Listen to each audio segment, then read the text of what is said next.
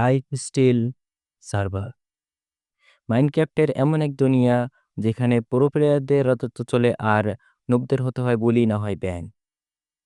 এমনই এক সার্ভারের অভিজ্ঞতা নিতে আমি জয়েন করি ইনফিনিটি বিডি।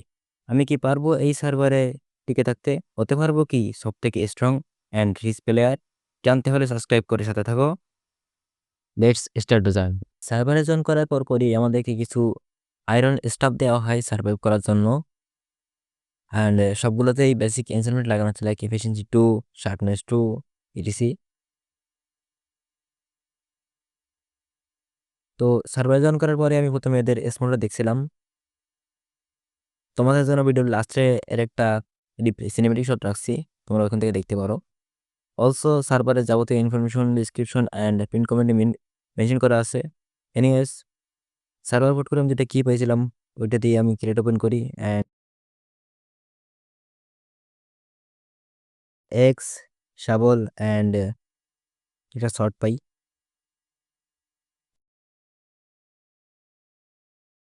এরপরে আমি আরটিপিকে রলটা যাই। এখানে একটা সোনো ভিলেজে আমি স্পন হই। তো আমি ভিলেজটা লুট করা শুরু করি। এখান থেকে আমি বেড, চেস্ট, ফার্নেস এর মতো ইউজফুল আইটেমগুলো কালেক্ট করে নিই। এই সার্ভারে টিকে থাকতে হলে আমাকে বেস্ট থেকে বেস্ট আর্মার নিতে হবে। তো এই জন্য আমি প্রথমেই মাইনে যাই ডায়মন্ড মাইন করার জন্য। যেতে যেতে যেতে আমি কিছু আয়রন অ্যান্ড গোল্ড মাইন করি।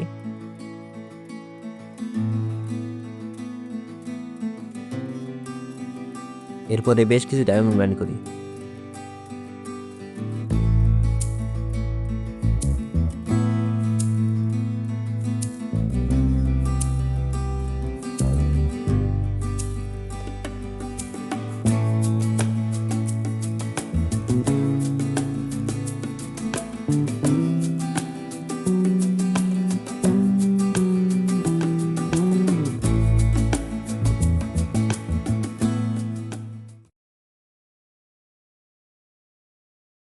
গাইস, আমি সার্ভারে কিছুক্ষণ ছিলাম আর তোমরা আমার ব্যালেন্স দেখতে পাচ্ছ।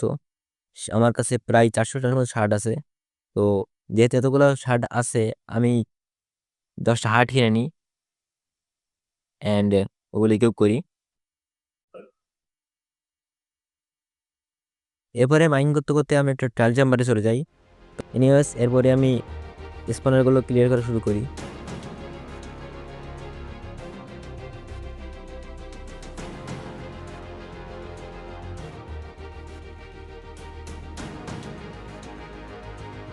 এটা কি পাওয়ার পরে আমি একটা ভল্ট ওপেন করি, বাট ওইখান থেকে কোনো কাজের কিছু পাই নাই।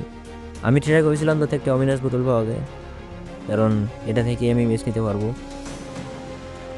ওই একটা অমিনাস অনের বোতল পাইছিলাম, তো ওটা খেয়ার পরে আমি রেড শুরু করি।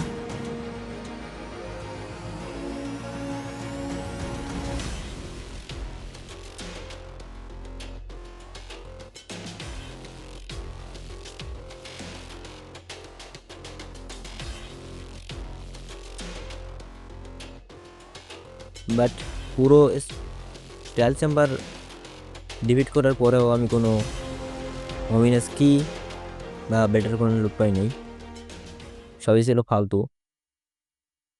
এরপরে আমি একটা বেস সেট আপ করার জন্য কিছু মেটেরিয়াল কালেক্ট করি, কারণ আগের প্রোগ্রেস করতে হলে আমার একটা বেস অবশ্যই লাগবে।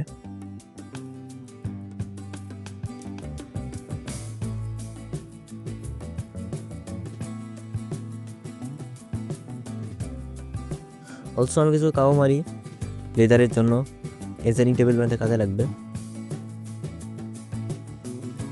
বাট এই ওয়ার্ল্ডে অ্যানিমেল অনেক কম স্পান হচ্ছিল।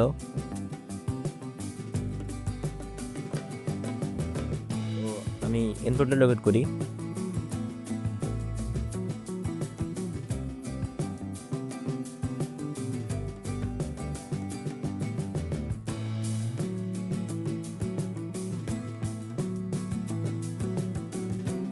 ফাইনালি কিছুক্ষণ চলার পরে আইএফের নিচে যাচ্ছিল, তো আমি নিচে গিয়ে লাইব্রেরি থেকে সব বুকগুলো কালেক্ট করে নিই।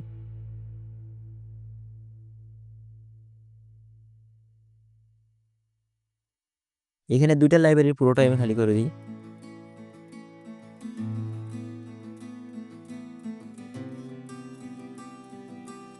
অ্যান্ড এই জায়গাটা আমি আমার বেচের জন্য ঠিক করছি। এটা অনেকটা সিক্রেট একটা জায়গা বলতে পারো, বাট খুবই ওপেন একটা প্লেসে আছে। তো এই জন্য আমি রিপ্লে শট রেকর্ড করি নাই, কারণ রিপ্লেতে বাইরের সব কিছু দেখা যাচ্ছিল, তো যে কালে আমার বেস রেকর্ড করতে পারতো। চলো বেস বানানো শুরু করি।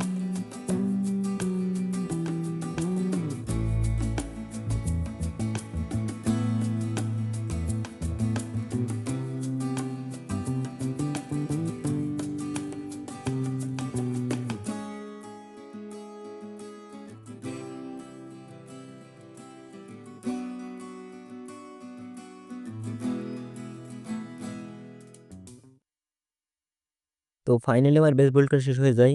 এরপরে আমি আমার আর্মার অ্যান্ড টুলসগুলোকে নতুন করে এনচেন্ট করি অ্যান্ড ডিসেন্ট একটা আর্মার অ্যান্ড টুলস বানানোর ট্রাই করি।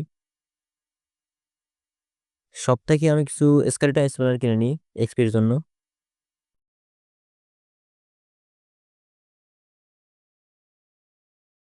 কোন এনচেন্ট করার পরে তোমরা দেখতে পাচ্ছ আমার কাছে এনাফ এনচেন্টমেন্ট চলে আসছে। তো এরপরে আমি ডায়মন্ড মাইনিং এর জন্য যাই, কারণ আমার কাছে কোনো ডায়মন্ড ছিল না আর আমার হেলমেট বানাতে হতো। যেহেতু ফরচুন 3 ছিল, এই জন্য অনেক বেশি ডায়মন্ড পাই আমি। প্রায় 10 থেকে 15 মিনিটে মাইনিংয়ে আমার কাছে 1 স্ট্যাকের বেশি ডায়মন্ড চলে আসে। তো আমি এক ডায়মন্ড হেলমেট ক্রাফট করি অ্যান্ড ওটাকে এনচেন্টমেন্ট করি। প্রথম ট্রাইতেই আমাকে প্রোটেকশন দিচ্ছিল, বাট এটা শুধু প্রোটেকশন করছিল। এই জন্য আমি আরো একটা হেলমেট এনচেন্ট করি